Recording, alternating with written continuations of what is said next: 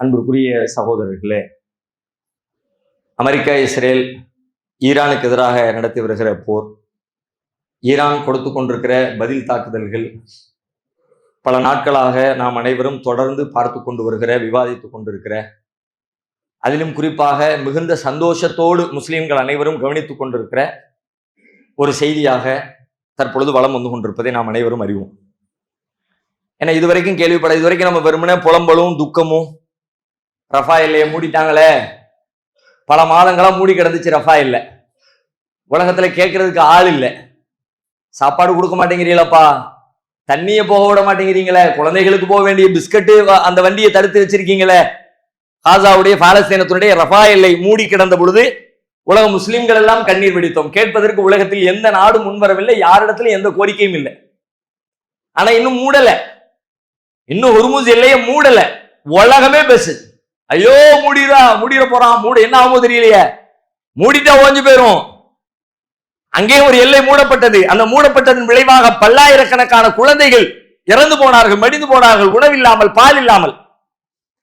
ஆனால் இங்கே ஒரு சந்தை போக்குவரத்து தான் மூடப்பட இருக்கிறது. அது மூடிச்சா மூடலே, முழுசா மூடவும் இல்லை, மூடுவதற்கான வாய்ப்பு முழுசா இல்லவும் இல்லை. காசை கொடுத்து நீ பயணம் பண்ணலாம் என்கிற அளவிற்கு தான் ஈரான் இன்றைக்கும் சொல்லிக் கொண்டிருக்கிறது. ஆனால் உலகமே சேர்ந்து பேசுது, ஒவ்வொரு நாடும் கதறுது. இங்கே மனித உயிர்களுக்கு மதிப்பில்லை, சந்தை பொருளுக்குத்தான் மதிப்பு என்பதை காட்டுகிறது. மனுஷன் எது இப்ப நம்ம பேச வைக்குது, கேஸ் ரேட்டு கூடிடுச்ச, விறகடுப்புல சமைக்கிறதா, எலக்ட்ரிக் அடுப்புல சமைக்கிறதா, எல்லா பொருளும் கூடிக்கிட்டு என்னதான் பண்ண போறோம்? எது நம்மை பாதிக்கிறது? நம் பைகளில் இருக்கிற பாக்கெட்டில் இருக்கிற மணிதான் பாதிக்கிறதே தவிர மனித உயிர்கள் எந்த வகையிலும் நம்ம பாதிக்கிறது. இவ்வளவு பேரு சாப்பாடு இல்லாம செத்து போனாங்க, கவலையே உலகத்துக்கு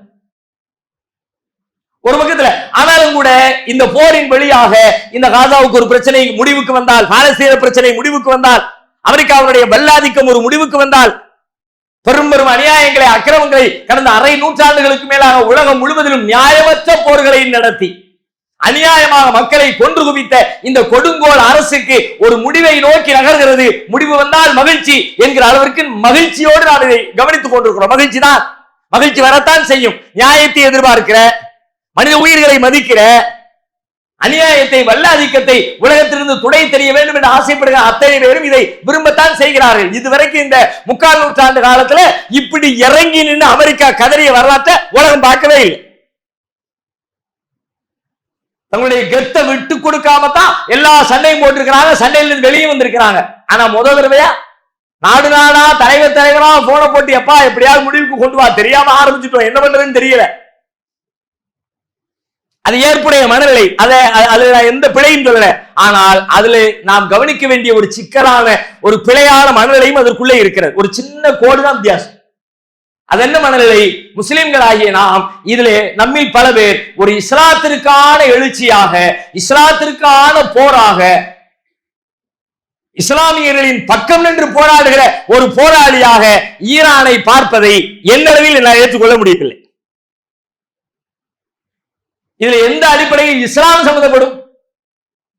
அதுவும் ஒரு நீண்ட நெடிய காலமாக இந்த எப்படி இன்னும் கொஞ்சம் வருஷத்துல அமெரிக்காவுடைய கை ஓய போகுது, இங்கிருந்து நம்ம ரிலீவ் ஆயிருமான ஒரு 2 வருஷத்துக்கு மேலாகவே அரசியல் வல்லுநர்கள் பேச ஆரம்பிச்சுட்டாங்க. எப்படி பிரிட்டனுடைய கை ஓங்கி பிறகு தாழ்ந்து உலகத்துல ஒண்ணுமில்லாமல் லண்டன்ல போய் சுருங்குச்சோ, அது மாதிரி உலகம் முழுக்க இன்னைக்கு ஆட்சி பண்ணிக்கிட்டு இருக்கிற அமெரிக்கா அதனுடைய ஆதிக்கத்தை குறைத்துக் கொண்டு அமெரிக்காவில போய் சுருங்க போகிறது என்று உலக அறிஞர்கள், அரசியலாளர்கள் எல்லாருமே கருத ஆரம்பிச்சாங்க, பேசிக்கிட்டே இருந்தாங்க. அதனுடைய முடிவு நேரம் இது. இப்போ இந்த வளைகுடா பகுதியை, இந்த மத்திய ஆசியாவை யார் ஆதிக்கம் செலுத்துவது என்ற கேள்விக்கு பதிலாகத்தான் ஈரான் களத்திலே இருக்கிறது.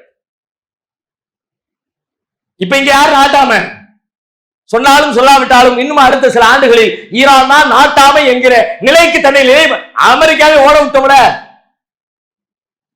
பிறகு சவுதியாவது, கத்தாராவது, பஹ்ரைனாவது, குவைத்தாவது எல்லாரும் துண்டை கட்டிட்டு தான் நிற்பாங்க.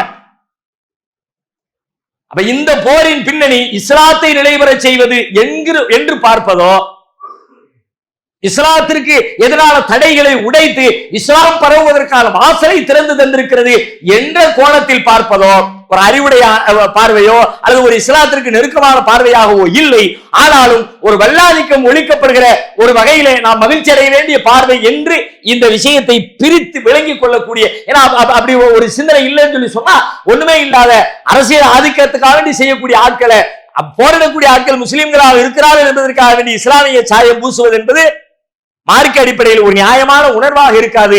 இவ்வாறு பிரித்து உணர்ந்து கொள்ளக்கூடிய பாக்கியத்தை அல்லாஹ் நம் அனைவருக்கும் தந்தருள்வானாக.